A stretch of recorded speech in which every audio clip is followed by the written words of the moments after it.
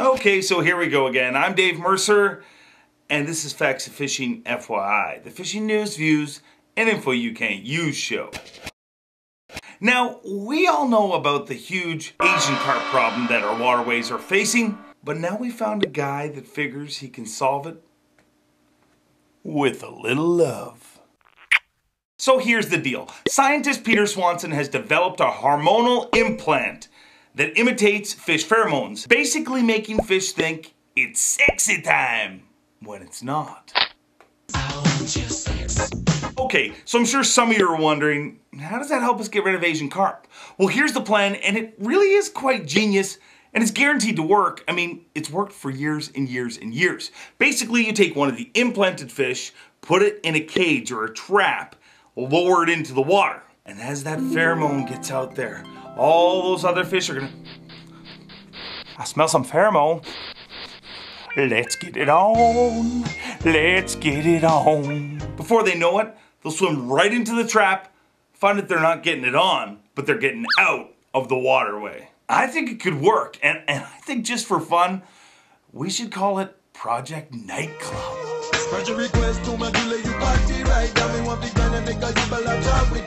So I'm sure all you guys remember Manabu Kutari. He was the guy who caught the new world record bass that wasn't really the new world record bass, even though it was bigger than the old world record bass, so it was tied for the world record bass. Just when you thought that story was over, this past summer he announced he was gonna sell the mount of the world record bass. Well, recently his people, believe it or not, if you catch a world record bass, you have people to represent the mount of your world record bass that isn't really a world record bass, but it's bigger than world record bass, but it's tied. Anyways, so his people announced that we have a buyer, but we're not gonna tell you who it is just yet.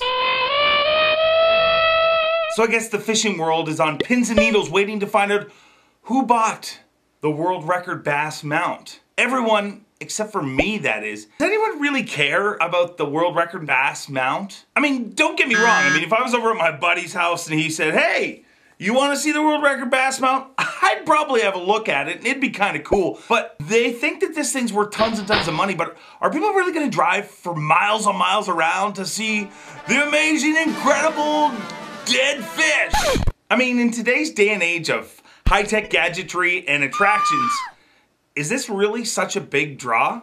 I mean, maybe I'm wrong, but it seems a little weird. While I personally wouldn't drive too far to see that, I would definitely drive far to see Eva Longoria. Why, you ask?